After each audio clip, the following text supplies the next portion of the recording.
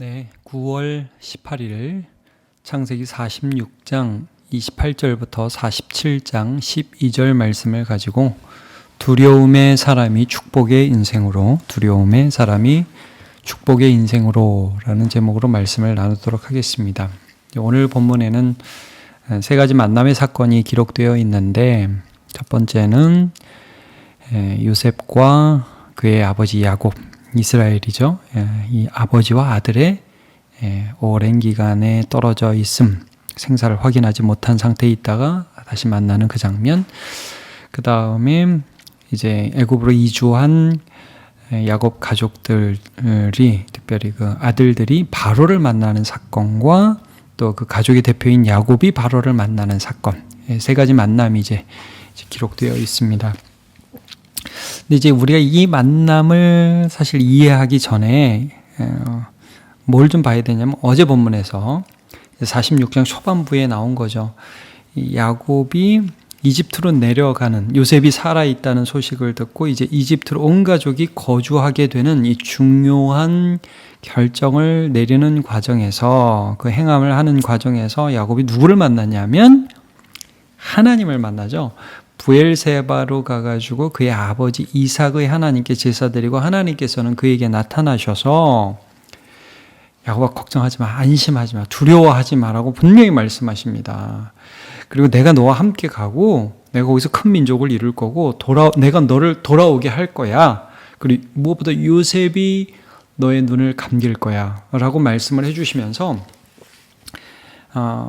하나님께서 그에게 평안을 주시고 또 소망을 주시는 그런 사건이 있었어요. 그러니까 오늘 중요한 건 요셉을 만나고 또 바로를 만나는 이 사건인데, 이렇게 사람을 만나는 것보다 더 중요한 사건이 어제 있었다는 걸 우리가 염두에 두고 오늘 이제 본문을 봐야 되는 거죠. 야곱에게 이건 커다란, 우리 아버지의 하나님이 여전히 나와 함께 계시고 내 인생이 참 힘들고 어렵고 괜찮았던 적은 한 번도 없는 것 같았는데 결국 하나님 때문에 내가 여태까지 살아왔고 또 지금도 믿음으로 나아간다, 이러면서 이제 간 거예요. 이제 오늘 본문에 보면 그래서 요셉을 첫 번째로 만나지 않아요. 근데 이제 오늘 요셉 만나는 부분에서 거의 한 20년 만에 죽은 줄 알았던 가장 사랑하는 아들을 이제 만나게 되는데, 그때 만나가지고 하여튼 목을 어금 맡기고 서로 울고 처음 보면 아무 말도 못했다고 우리 성경이 기록하잖아요. 말이 안 나왔겠죠. 눈물밖에 안 나왔겠죠. 그러면서 이제 야곱이 아들한테 고백한 말이 이거잖아요. 여러분 30절. 이스라엘이, 야곱이 요셉에게 이르되 내가 지금까지 살아있고, 죽었는 줄 알았는데 너 살아있고 내가 네 얼굴을 보았으니 지금 죽어도 족하도다. 이 진심의 말이었을 거예요, 여러분. 지금 죽어도 족하도다. 사실은 여기서 하나님이 이 야곱에게 주신 그 마음을 야곱은 지금 고백하고 있는 거예요. 여러분, 야곱이 한순간도 편했던 적이 없고, 특별히 요셉을 잃고 난 다음에 얼마나 마음이 힘들었겠어요. 거의 20년 정도, 정확하게는 모르지만, 야, 너 봤으니까 나 이제 더 원하는 게, 우리식으로 얘기하면 뭐예요? 야, 여한이 없다, 이렇게 얘기를 하죠. 여러분, 이게 하나님의 은혜라는 것을 야곱은 알고 있었어요. 늘 부족했어요. 늘 두려웠어요. 그러니까 여러분, 야곱의 인생을 한번 쭉 생각해 보세요. 어렸을 때는 형 에서 때문에 힘들었죠. 그리고 에서 때문에 힘들어서 도망갈 때 베델에서 하나님을 만나고, 그 다음에 다시 돌아오는 과정에서 브니엘에서 또 하나님을 만났죠. 그 다음에 나중에는 요셉이 죽었다고 생각해서 너무 힘들었는데 하나님께서 또 하나님을 만난 그 사건 이후에, 야, 하나님의 은혜가 나는 몰랐지만 끊이지 않고 있구나 하는 것들을 깨달았어요. 근데 여러분 잘 보세요. 그 사실 요셉의 그 두려움과 불안 이면에는 뭐가 늘 있었습니까? 그의 죄가 있었어요. 사실은 그의 욕심이 있었죠. 그래서 거짓말한 거고요. 집착이 있었단 말입니다. 아들을 향한 집착이 있었어요. 그래서 형에게 미움받은 거고, 그래서 자기 아들들이 아버지에 대한 불만 때문에 요셉을 사실 팔아버린 거잖아요. 욕심과 거짓이 늘 있었단 말이죠. 근데 하나님이요, 그런 야곱을 계속 다루어 오셨고, 야곱을 너는 그것밖에 안 되냐라고 밀어내치신 게 아니라 계속해서 훈련시켜서 하나님을 믿을 수 있도록 하나님이 야곱을 늘 찾아와 주셨어요. 지금도 그걸 경험한 거예요. 그러니까 난 지금 죽어도 돼. 그런 인생이 되는 거죠. 여러분, 우리 죽을 때 무슨 말을 할까요? 여러분 어떻게 생각하세요? 나 이러고 죽으면 안 되는데 혹시 이러고 우리의 인생이 마감될까요? 여러분, 하나님께 붙들려 사세요. 그럼 저는 이걸 믿어요. 하나님, 저 죽어도 됩니다. 하나님 베푸신 은혜 때문에 감사하고요. 내가 지금 좀 아쉬운 것들이 있지만 그러나 저는 이 모든 것 가운데 하나님을 믿습니다. 그럴 수 있는 고백이 있었으면 좋겠고 또 그렇게 하실 거예요. 제가 가끔 이런 말씀을 우리 성도들에게 드립니다. 예수를 1, 2년 말고 이런 일이 있으면 그만두고 저런 일이 있으면 신앙 때려치고 그렇게 믿는 건 믿음이 아니다. 오랜 기간 믿으면서 고난을 겪고, 정말 오늘 보면 야곱이 겪었던 것처럼 형이 나 죽이려고 그럴 때 하나님 왜 그래요? 정말 나한테? 하나님 왜 내 사랑하는 요셉 죽였어요? 하나님 이게 도대체 뭐죠? 왜 라헬이 죽어요? 너무나 많은 의심과 두려움이 엄습하는 일들이 있었지만 결론이 뭐였습니까? 하나님은 나와 함께 하시다. 그래서 평안할 수 있고, 그래서 용기 낼 수 있는 인생, 그래서 만족할 수 있는 인생, 지금 죽어도 조카도다. 이 고백을 하게 하신다는 거죠. 이게 야곱이 만난 하나님입니다. 여러분, 결국 우리가 경험하게 될 하나님이시기도 합니다. 지금 죽어도 조카도다. 그 하나님을 늘 누리시기를 바라고 오래 믿으시기를 바랍니다. 그래서 하나님을 맛보아시기를 바라고요. 자, 이제 두 번째 사건, 두 번째 만남은 아까도 말씀드렸지만 이제 이 요셉의 형들, 야곱의 아들들이 바로를 만나는 장면이죠.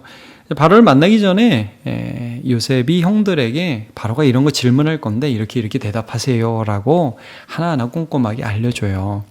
그러면서 이제 요셉이 그들이 좋은 땅인, 애굽의 좋은 땅인 고센 땅에 살게 하려는 어떤 작전과 계획을 알려주죠. 34절을 보면 이렇게 말씀하잖아요. 당신들은 이르기를 주의 종들은 어렸을 때부터 지금까지 목축하는 자들이온데 우리와 선조가 다 그러하니이다 하소서. 애굽 사람은 다 목축을 가증히 여기나니 당신들이 고센 땅에 살게 되리이다. 사실 이제 본문도 쭉 보시면 이스라엘과 그의 가족들이 에집트에 내려와서 바로를 알현하기 전에 일단 고센 땅에 머물러요. 이 땅이 목축하기 좋은 땅이었어요. 근데 이 표현을 보세요. 애굽 사람은 다 목축을 가증히 여기나니 당신들이 고센 땅에 살게 되리이다.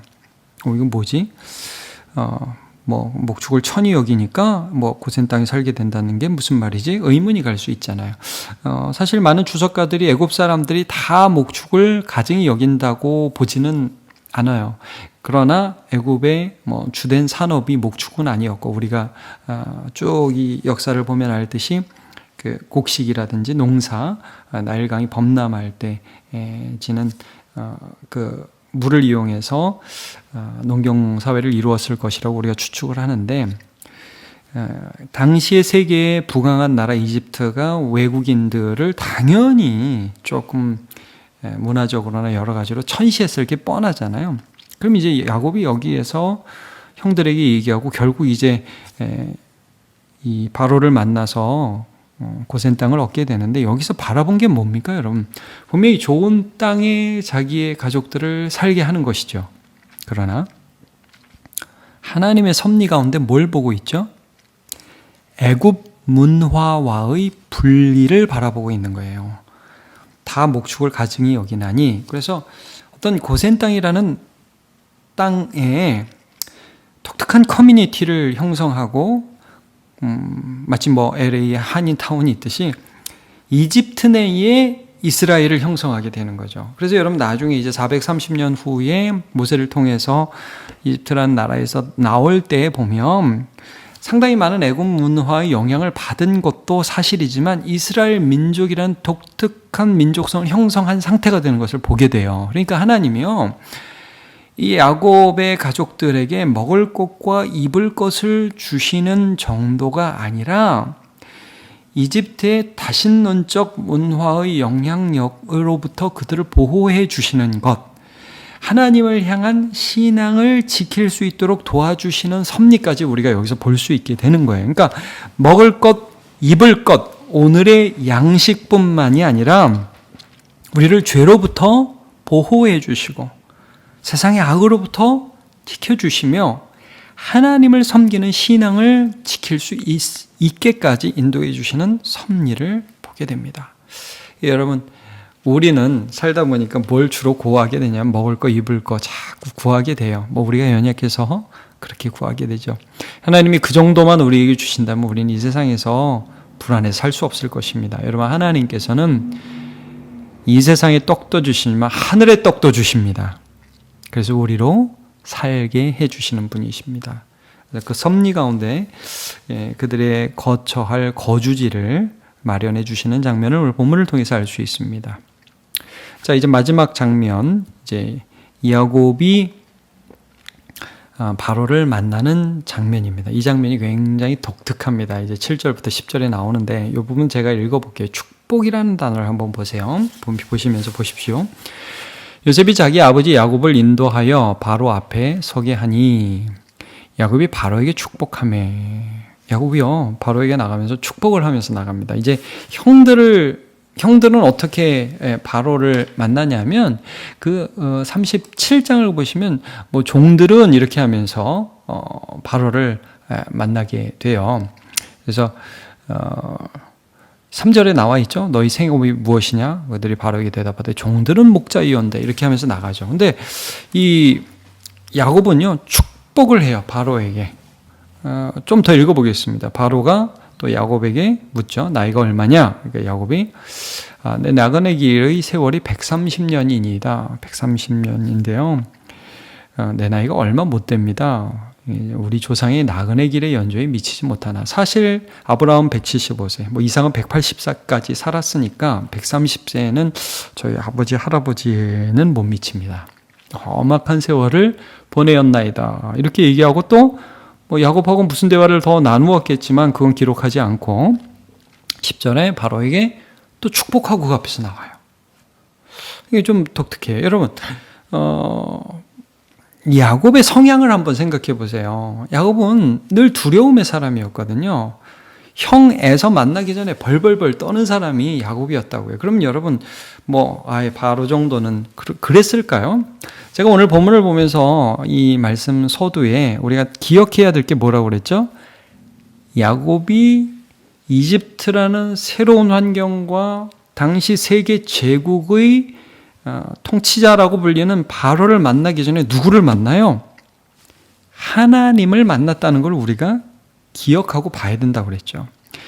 그러니까 여러분, 이 야곱은 이런 경험이 있었어요. 형 에서를 이제 다시 만나게 될 때, 이제 야복강을 건너서 고향으로 돌아갈 때 형이 40명과 함께 칼을 차고 오고 있다는 소식을 들을 때도 그때도 답답하고 너무 힘들어서 혼자 있는데 하나님의 사자가 나타나고 씨름하고 나중에 그가 단순한 어떤 한 사람이 아니라 하나님이신 것을 알고 축복을 강구하고, 그래서 이스라엘이라는 이름을 거기서 얻잖아요. 하나님과 사람과 겨루어 이겼다. 다른 말로 하면 하나님이 은혜 주시는 자, 나는 아무것도 아니지만 하나님이 은혜 주시는 자, 사람, 에서가 어떻게 할 수 없는 사람, 그로부터 긍휼을 얻게 되는 자, 그런 자가 바로 너다. 너는 은혜를 받는 사람이고, 그리고 은혜를 끼치는 사람이고, 너는 완전히 다른 사람이다. 두려워해서 속이는 사람이 아니다라는 것을 브니엘, 그 야복강가 브니엘에서 경험하지 않습니까? 똑같은 거예요. 브엘세바에서도 하나님을 만났어요. 그리고 나서 그 하나님의 약속을 부여잡고, 말씀을 부여잡고 갑니다. 내가 너와 함께 하겠다. 거기 함께 가겠고, 거기서 다시 올라오게 내가 해 주겠다. 요셉이 네 눈을 감기고 너는 거기서 평안히 네 인생을 마감할 것이다. 하나님이 그에게 약속의 말씀을 주셨어요. 두려움의 사람이었던 야곱이 축복합니다. 이게 뭐예요? 하나님이 당신을 복 주시기를 원하고 하나님만이 그렇게 하실 수 있습니다. 바로를 두려워하는 인생이 아니라 바로를 축복하는 인생이 되죠. 여러분, 축복, 원로 목사님들 강조하시지만 복을 빈다는 의미예요. 내가 복을 준다는 의미가 아니라 바로에게 축복하는 인생. 하나님이 당신에게 복 주셔야 합니다 라는 인생이 되는 거예요. 여러분, 바로를 한번 생각해 보죠. 이집트는 항상 이제 태양신을 숭배하고 바로가 무슨 신의 아들이다 그랬지만 사실 바로는 불안함이 없을까요? 여러분, 바로도 분명히 꿈을 꾸고서 불안하고 번민했어요. 막 이삭이 나오고 이삭이 또 나와가지고 먼저 이삭을 잡아먹고 황소가 막 7마리 먼저 황소 잡아먹고 그러니까 이게 뭐지 하면서 불안하고 두려워했던 한 인간일 뿐이에요. 그때 요셉이 뭐라고 그랬어요? 하나님이 평안한 대답을 주시리라 그랬죠. 요셉이 하나님을 보여준 거예요. 그런데 야곱이 와가지고 당신 요셉한테 하나님 얘기 들었죠? 그 하나님이 내 하나님이고 우리 아버지 하나님이고 우리 할아버지 하나님인데 우리 모두 다 험악한 인생을 살았고 140년, 175년, 180년 사람들이 말할 때 와 입적 벌어지는 인생을 살았는데 그 모든 인생 가운데에서 우리는 하나님의 은혜로 버텼습니다. 당신도 그 하나님의 은혜를 받으셔야 합니다. 제가 기도할게요. 이런 넉넉한 사람으로 변화된 것을 우리가 볼 수 있습니다. 여러분, 우리가 이 세상 살아가면서 우리 본성으로는 두려움의 인생이에요. 세상의 왕들 바로 앞에 나가면 아이고 어떻게 좀 저한테 이것 좀 주시고 아이고 고맙습니다 하고 엉덩이가 하늘로 올라가서 절을 하고 그 사람이 마치 하나님인 것처럼 두려워하던 인생들이 우리입니다. 그런데 인생 살아가면서 그런 위기와 어려움 때 인생이 도움이 되지 않고 하나님이 우리의 도움이 되시는 것을 경험하면서 우리가 어떻게 바뀝니까? 기도하는 인생, 의지하는 인생. 그래서 두려움에서 평안과 확신을 얻고 사람을 대할 때 벌벌 기면서 이렇게 어떻게 할 줄 모르는 그런 인생에서 오히려 하나님을 믿기 때문에 저 사람을 축복하는 그런 인생으로 변할 수 있는 것이죠. 여러분, 우리 모두 저는 이 야곱처럼 하나님이 그런 은혜 주실 거라고 믿어요. 그리고 우리는 그렇게 변해가고 있고요. 두려움의 인생에서 축복하는 인생, 복을 비는 인생으로 여러분 바뀌시길 바랍니다. 민수기에 보면 하나님께서 아론과 그의 아들 제사장들에게 이렇게 이스라엘을 향하여 축복하라고 말씀하죠. 제가 한번 민수기 6장 24절부터 27절을 읽어드리겠습니다. 이게 축복의 내용이에요. 여호와는 내게 복을 주시고 너를 지키시기를 원하며 여호와는 그의 얼굴을 내게 비추사 은혜 베푸시기를 원하며 여호와는 그 얼굴을 내게로 향하여 드사 평강 주시기를 원하노라 할지니라 하라. 그들은 이같이 내 이름으로 이스라엘 자손에게 축복할지니 내가 그들에게 복을 주리라. 아멘. 이 말씀 너무 좋습니다. 그들은 축복하고 복은 누가 주셔요? 하나님이 주신다고요. 여러분, 우리 세상이 우리를 결정하는 자가 아니라 내가 두려워하는 것들 때문에 세상이 굽신거려야 하는 존재가 아니라 내 모든 것을 쥐고 계신 하나님이 내 하나님이시기 때문에 세상을 축복할 수 있는 자들입니다. 그러면 하나님이 복을 주신다고 그랬어요. 여러분, 두려움의 사람에서 축복의 사람, 축복의 인생으로 변화되는 큰 복 누리시기를 바랍니다. 제가 기도하겠습니다. 하나님, 오늘 야곱이 요셉을 만나고 또 야곱의 아들들이 바로를 만나고 무엇보다 야곱이 바로를 만나는 이 장면을 함께 살펴보았습니다. 야곱은 평생 두려움의 사람이었고 그 두려움 때문에 거짓말하고 그 두려움 때문에 피해 다니는 인생이었습니다. 그런데 하나님을 만나고 나니까 예배하고 나니까 말씀이 그의 속에 있고 하나님이 믿어지니까 그 두렵고 피하고 거짓말하던 인생이 당당하게 앞으로 나아가서 하나님을 말하고 그들을 위하여 축복하며 기도하는 인생으로 변화된 것을 보았습니다. 하나님, 이 세상이 얼마나 우리를 주눅들게 하는지요. 그러나 하나님, 다시 한번 우리 인생을 주고 계신 하나님을 믿기 때문에 우리도 축복하는 인생으로 살아갈 수 있도록 함께하여 주옵소서. 예수님의 이름으로 기도합니다. 아멘.